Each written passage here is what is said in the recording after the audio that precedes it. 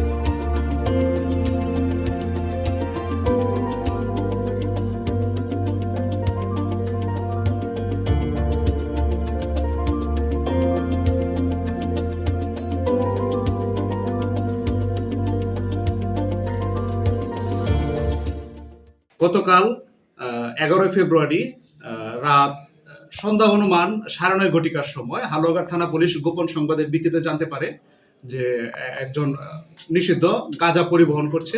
তৎপ্রেক্ষিতে আমরা হালুয়াঘাট থানার স্বদেশী ১২ নং স্বদেশী ইউনিয়নের মাটিকাটা গ্রামে অভিযান পরিচালনা করি। অভিযানে আমরা আলামিন নামক একজনের হেফাজত থেকে তার কোমরে থাকা বাধা অবস্থায় ১ কেজি গাঁজা উদ্ধার করি এবং তৎপ্রেক্ষিতে তাকে জিজ্ঞাসাবাদ করি।